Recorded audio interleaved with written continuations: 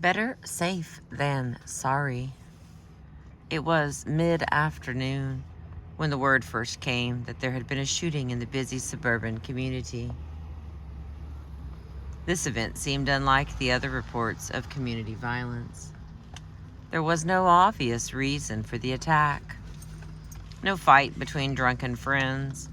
No tirade on the part of a jealous husband. No robbery gone awry. This was a random act of violence that left the father of 3 small boys dead. When Rosie first heard the news, on her way home from work, she just shook her head. Surely the police will find out who committed this crime, she thought as she took her seat on the crowded bus.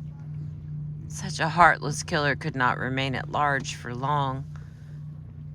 That night, Rosie listened with interest as the news reporters gave more details of the crime.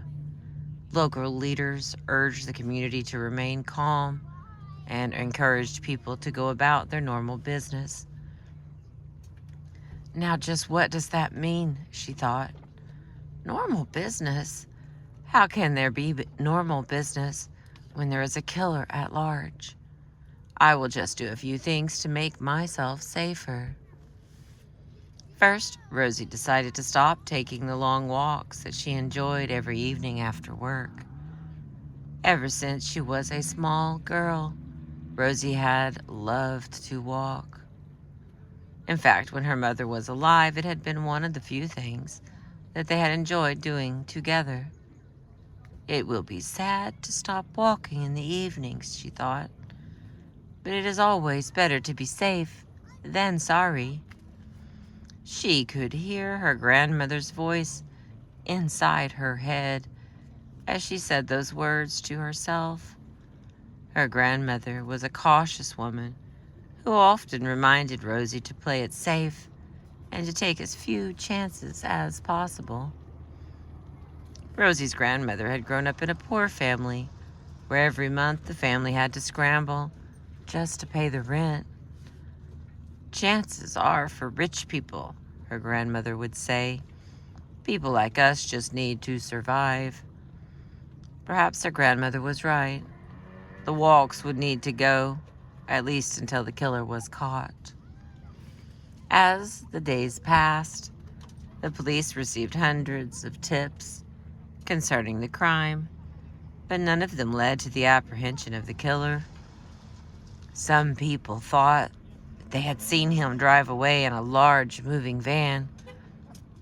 Others reported seeing 2 men on foot, and still others recalled seeing someone who looked suspicious in a red sports car. Each night, the news reporters discussed the latest developments, and each night, community leaders urged people to be aware of their surroundings, but to go about their, normal business. Rosie no longer took her walks, but she felt vulnerable, and when one of the experts on the nightly news referred to the killer as a sniper, Rosie decided to take yet another step to keep herself safe. Rosie's only knowledge of snipers came from the crime and war movies that she had watched on TV. A sniper could go undetected, hiding in the bushes or on a rooftop or in a nearby building, without the victim having the slightest awareness of what was about to happen. The sniper could strike and kill. It was even possible to be the victim of a sniper while you were sitting in your own home watching the evening news. If she were to be really safe, thought Rosie, that big picture window in her living room would have to be covered. One of the things Rosie had loved about her house when she first moved in was the light that streamed in through the large window that was the center of her living room. Rosie loved looking out that window, watching the squirrels and birds in her yard, seeing the colors change as the seasons went from summer to fall. But right now, Such a wide open window was just too dangerous. After all, it was easy for the sniper to look in as it was for Rosie to look out. She would have to find a way to cover that window. The next day after work, Rosie made a stop at the fabric store. On her way home, she would buy some material for a floor-to-ceiling curtain. Now, she would feel safe as she sat at home in the evenings, since without her long walks, she now spent much more time in her living room. At first, Rosie found herself looking at all the light, sheer fabric.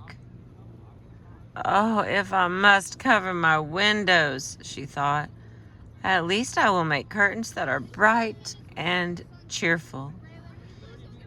But the more she wandered around the crowded store, it seemed that many people were buying material for curtains and shades. The more Rosie realized that buying that sheer curtains would never do.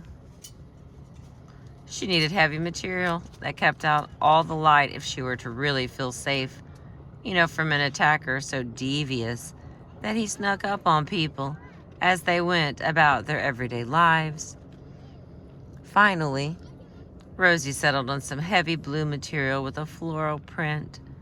If she couldn't see the real flowers, in her garden, at least she could look at the images of flowers. Once her curtain was complete, Rosie hung it over the big picture window that had given her so much pleasure. She was sad to give up her view and the enjoyment of watching the activity in her yard, but it was just too dangerous right now. And besides, she kept repeating her grandmother's words, "Better safe than sorry." Over the next several days, there were 2 more random shootings.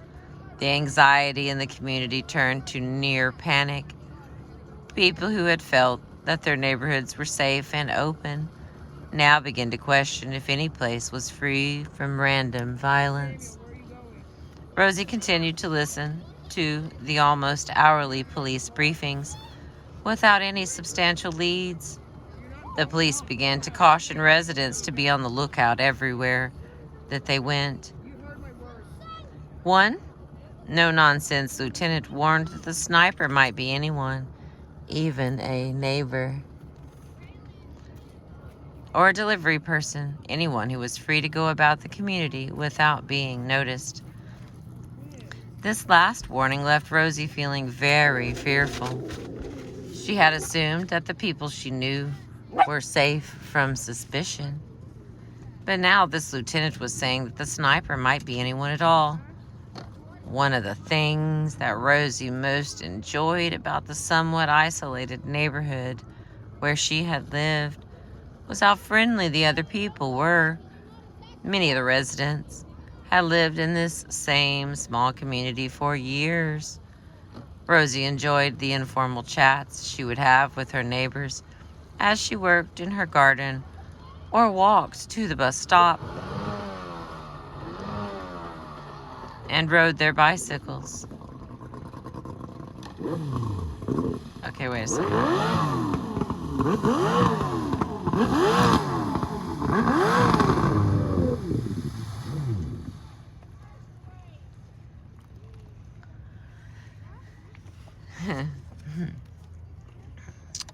Rosie enjoyed the informal chats she would have with her neighbors.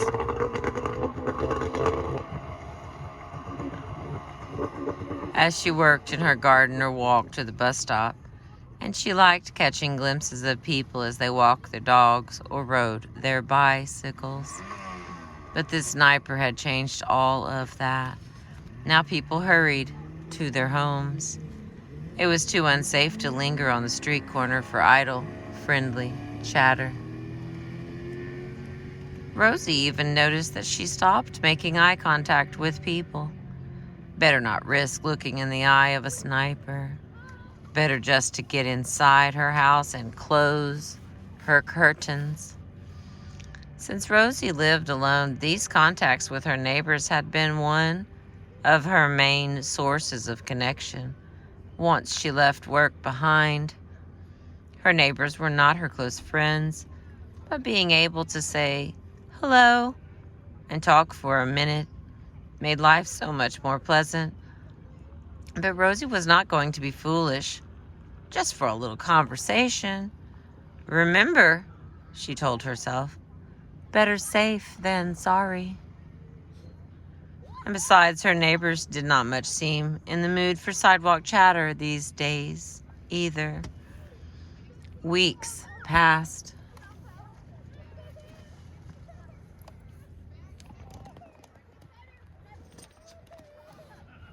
The police continued to receive information about the sniper, but the killer who had terrorized a community was still at large. The much-awaited all clear from the police never came. People speculated about what might have happened to the murderer. Had he moved to another city? Had he committed suicide? Had he just grown tired of terrorizing people? Eventually, the news stories about the sniper receded to back page status and were barely mentioned on the major news broadcasts. Most people went back to business as usual. But Rosie was still frightened. What if the killer was waiting for people to let up their guard so that he could strike again? This might be just the time to be more cautious than ever. Besides, Rosie had adjusted to staying home with the curtains closed. When she thought about it, she realized that she really did feel safer that way. Better safe than sorry. She smiled to herself, and Rosie lived that way for many years.